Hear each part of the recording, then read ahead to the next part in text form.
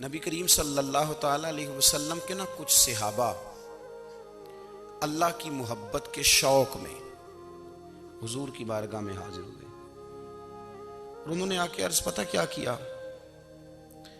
عرض کرنے لگے یا رسول اللہ صلی اللہ تعالی علیہ وسلم سالوں بیت گئے ہیں سجدے کرتے ہوئے، حضور سالوں بیت گئے ہیں تسبیح پڑھتے ہوئے، سالوں بیت گئے کہتے ہوئے کہ سبحان اللہ وہ پاک ہے، ہمیں سالوں بیت گئے یہ کہتے ہوئے کہ اللہ اکبر وہی سب سے بڑا ہے، سالوں بیت گئے کہتے ہوئے کہ الحمدللہ ساری تعریفیں اللہ کے لیے، سالوں بیت گئے اس کی تسبیح کرتے، تحلیل کرتے، تکبیر کہتے۔ حضور اب نہ ہمارا اپنے رب سے ملنے کو جی چاہتا ہے، کبھی یہ حقیقت منتظر نظر آ نہ لباس مجاز میں، لاکھوں سجدے تڑپ رہے ہیں میری جبین نیاز میں۔ اور اقبال کہنے لگے کہ تیرے عشق کی انتہا چاہتا ہوں، تو میری سادگی دیکھ کیا چاہتا ہوں، میرا ذرا سا تو دل ہے مگر شوخ اتنا، میں وہی لن ترانی سنا چاہتا ہوں۔ میرا بھی دل کرتا ہے کہ اللہ میں تجھے کہوں میں تجھے دیکھنا چاہتا ہوں جس طرح حضرت موسیٰ کلیم علیہ السلام نے کہا تھا، اور تو مجھے کہے کہ لن ترانی تو نہیں دیکھ سکتا، ذرا سا تو دل ہے مگر شوخ اتنا، میں بھی وہی لن ترانی سنا چاہتا ہوں۔ پھر کہنے لگے بھری بزم میں راز کی بات کہہ دی، بڑا بے ادب ہوں سزا چاہتا ہوں۔ دیکھو سب لوگوں کے بیچ ہی میں نے یہ کہہ دیا۔ میرے عزیز صحابہ شوق میں کتنے سارے لوگ ہیں، آپ کتنی ماشاءاللہ بڑی تعداد میں آپ آئے، ہم بھی کبھی اس شوق میں گئے ہیں کہ ہمارے رب کو دیکھنے کو دل چاہتا ہے، ہمارا جی چاہے وہ کبھی ہمیں ملے، ہم کبھی اس کی زیارت کریں، اس کی بارگاہ کرم میں ہم حاضر ہوں۔ صحابہ نے عرض کیا یا رسول اللہ صلی اللہ تعالی وسلم ہمارا رب کہاں ہے؟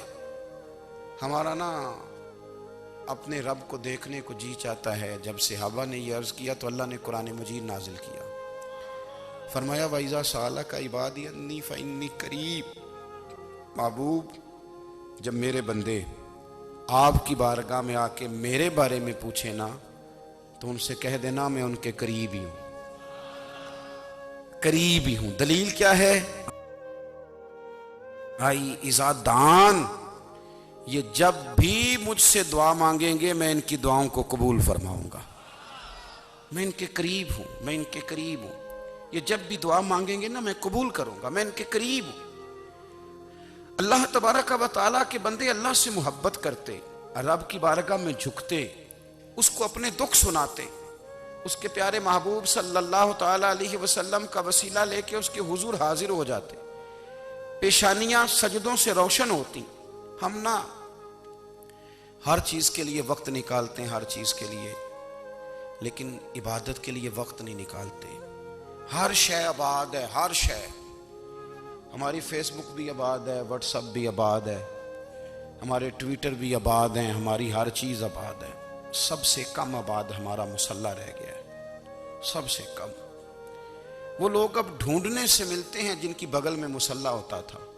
میرے بھائی آپ کتنا کو دنیا کے پیچھے بھاگو گے تھکا دے گی، کتنا دولت کے پیچھے بھاگو گے تھکا دے گی۔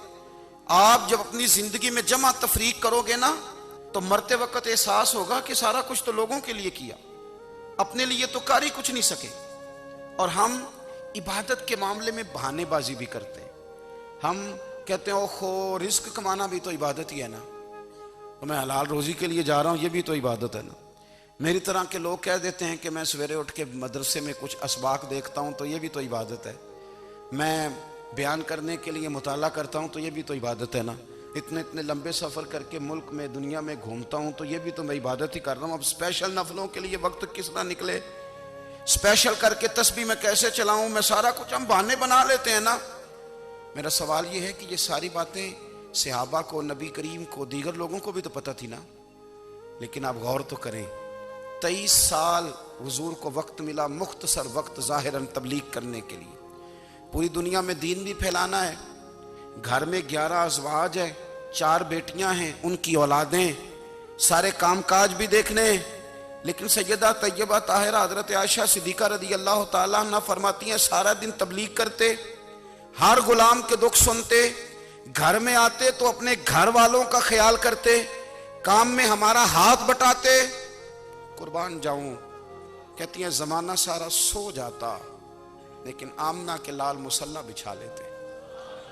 دنیا سو گئی، ساری سب سو گئے، جو خدام تھے، وہ جو غلام تھے، وہ سو گئے۔ صحیح مسلم میں لفظ ملیں گے، سیدہ پاک فرماتی ہیں او میرے نبی کے غلاموں، میں نے یہ رنگ بھی دیکھا ہے کہ حضور نے اتنا کھڑے رہے، اتنا قیام کیا، اتنا قیام کیا کہ مقدس پیروں میں ورم آ گئے، سوج گئے پیر اتنے بڑے۔